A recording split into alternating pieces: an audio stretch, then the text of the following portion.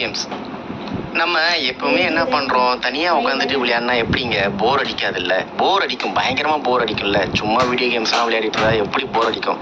ஃப்ரெண்ட்ஸோட சேர்ந்து நல்லா ஜாலியா விளையாடணும்னா அதுக்கு பெஸ்ட் என்ன அப்படின்னா அவுட்டோர் கேம்ஸ் மட்டும்தான். ஃப்ரெண்ட்ஸ் கூட டீமா விளையாடலாம்.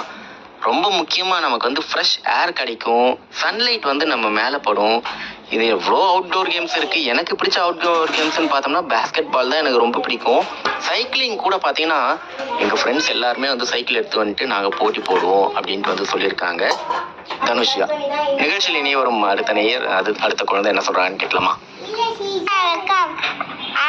என் பேர் கிட்டியா. நான் வந்து பாட்டு பாட போறா. அது வந்து பாடி யாரு பாத்துறாங்கடா. ஓடி விளையாடு பாப்பா, ஒண்டி விளையாடு பாப்பா, நம்ம ஒன்றிருக்காங்க பாப்பா, குழந்தைய விடாது பாப்பா,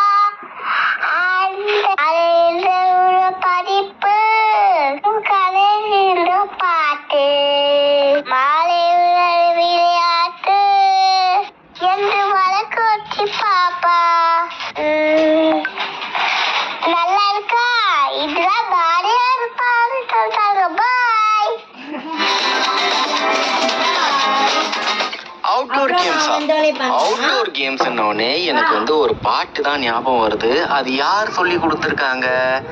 நம்ம மகாகவி பாரதியார், மகாகவி சுப்பிரமணிய பாரதியார் தான் நமக்கு வந்து சொல்லியிருக்காங்க, பாட்டு சொல்லியிருக்காங்க. நம்ம குழந்தை எல்லாத்துக்குமே வந்து ஒரு பாட்டு சொல்லியிருக்காங்க. அது என்ன பாட்டு? ஓடி விளையாடு பாப்பா அப்படின்னு சொல்லியிருக்காங்க. நம்ம என்ன பண்ணணும், நம்ம ஸ்கூலை விட்டு வந்தோமா, சின்ன சின்ன வேலைகள் நமக்கு என்ன ஸ்கூலில் கொடுத்தாங்களோ ஹோம்ஒர்க்லாம் முடிச்சோமா, முடிச்சுட்டு உடனே என்ன பண்ணணும், வெளியே போயிட்டு நம்ம ஜாலியாக வந்து விளையாடணும் அப்படின்ட்டு வந்து அழகாக ஒரு பாட்டியை வந்து நமக்காக பாடியிருக்காங்க கிருத்திஷா. நிகழ்ச்சியில் ஒரு பாடல்